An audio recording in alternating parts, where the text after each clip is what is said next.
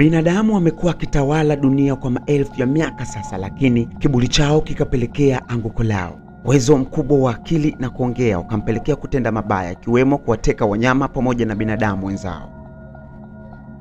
Katika harakati za kuweza kutoka kwenye haya mateso, sokwe anayeitwa jina Caesar alipambana na kuitoa maisha yake kwa ajili ya jamii yake.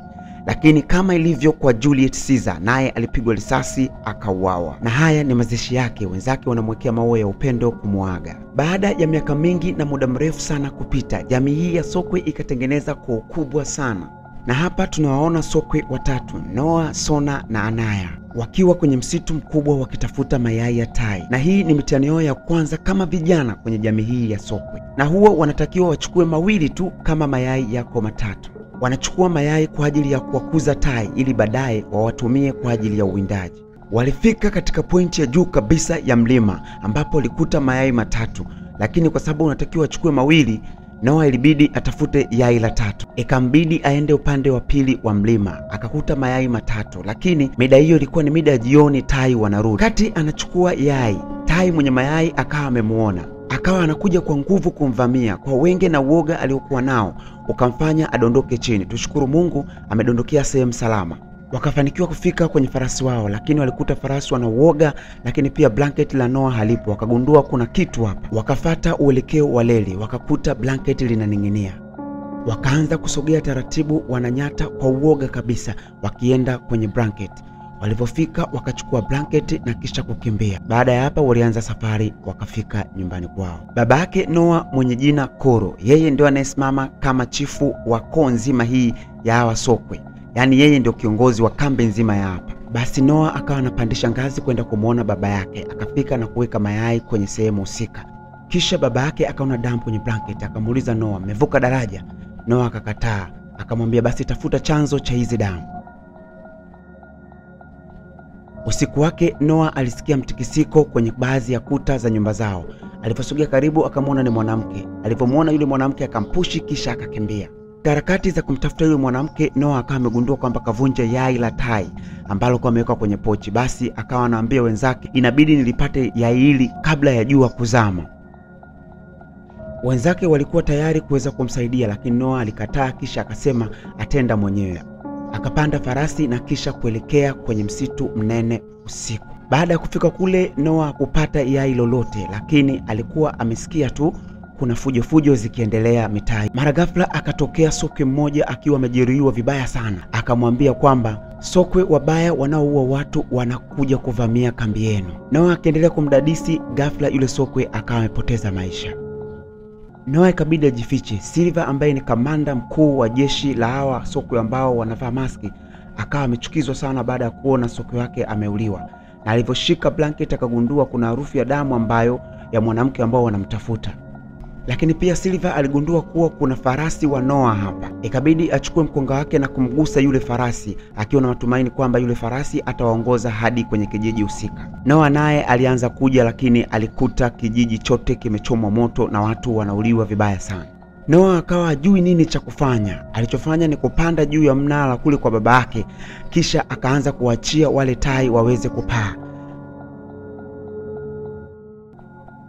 Pamoja na yote, Noah alishindwa kabisa kumsaidia baba yake. Baba yake aliuliwa na yeye alirushwa kutoka kwenye mnara hadi chini, akapoteza fahamu. Na kesho yake asubuhi alipopata fahamu, alikuta kijiji chote kimesambaratishwa, hakuna mtu hata mmoja ila ni yeye peke yake. Alichofanya Noah ni kuzika mwili wa baba yake na kuahidi kwamba atalipa kisasi kwa kile ambacho kimefanyika katika kijiji chake. Na baada ya hapo Noah anamuona tai, kisha anachukua farasi na kwenda kuwatafuta ndugu zake. Anavuka daraja kwa mara ya kwanza kwenda kuwatafuta ndugu zake huko walikotekwa. Upande wa pili ambao ni upande wa binadamu, Noah hakumuona mtu hata mmoja, hakuona chochote. Aliona tu baadhi ya vitu na akaona kwamba hii sio sehemu salama. Sababu ya uchovu, Noah alitafuta sehemu kisha kupumzika. Kesho yake alimuona tai, kwa hiyo akataka kufanya kama baba yake anavyofanya. Akamwekea mkono ili tai aje atue pale, ila tai alifika akamchuna na kucha kisha akaondoka zake.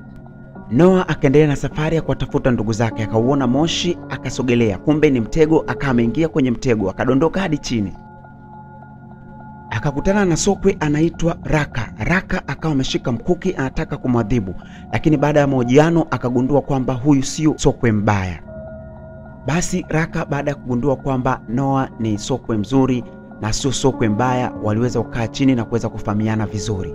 Waliweza kutambulishana pale, kisha Noah akamwambia kwamba jamii yake imeweza kuuawa na hawa sokwe ambao wanavaa mask. Lakini pia Raka akamwonyesha baadhi ya vitabu ambavyo yeye huwa anasoma ambavyo vina stori nzuri na ukweli juu ya maisha halisi ya kiongozi Caesar. Basi kwa sababu na yeye kuna ndugu zake waliweza kuuawa, basi alikubali kuweza kumsaidia Noah kwenda kutafuta ndugu zake. Raka ni sokwe wa zamani sana, hivyo anaanza kumwelezea hali halisi jinsi ilivyo Noah. Anasema kuna huyu sokwe anaitwa Proximus Caesar ambaye ndo kiongozi wa hii jamii ya sokwe wanaovaa maski. Huyu amepotosha vitabu ambavyo ameandika Caesar. Yeye analeta vurugu na kufanya mauaji kwa watu pamoja na sokwe wote. Amepandikiza vitu vibaya sana kwa hawa sokwe wengine. Kwa hiyo kwa ujumla hawa ni sokwe wabaya sana. Basi waliendelea na safari wakiwa wanapandisha milima kwenye misitu yenye miti mirefu sana. Wakawa wameweka kempu mahali wakawa wamepumzika. Wakiwa wanaendelea na mazungumzo, akawa ametokea yule mwanamke ambaye Noah anamfahamu. Noah akawa amekasirishwa, anataka kumvamia. Raka akamwambia usifanye hivyo, maana mwanamke huyu anataka chakula tu, ana njaa. Kisha Raka akamwambia Noah ampe blanket kwa sababu mwanamke huyu anasikia baridi, lakini Noah akakataa kwamba hili ni blanket la mama yake. Raka akamwambia Caesar alitufundisha upendo pamoja na kudumisha amani, hivyo wewe unatakiwa uvifuate hivi vyote. Ndipo Noah moyo wake ukashuka chini na akampa blanketi mwanamke yule.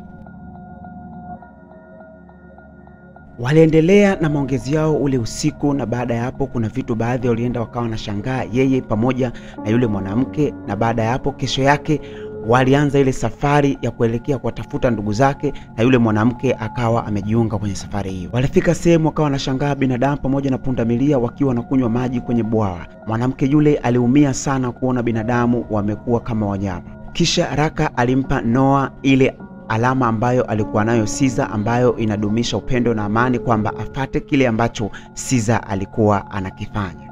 Mara ghafla wanavamiwa na ile jamii ya Proximus Caesar, wanaanza kuwakamata watu, wanaanza kukimbia na wao wenyewe wanaanza kukimbia. Kujua nini kilijiri mara baada ya kuvamiwa, hakikisha una subscribe kwenye channel yetu, una like na kucomment ili kuweza kupata muendelezo mzuri wa recap hii.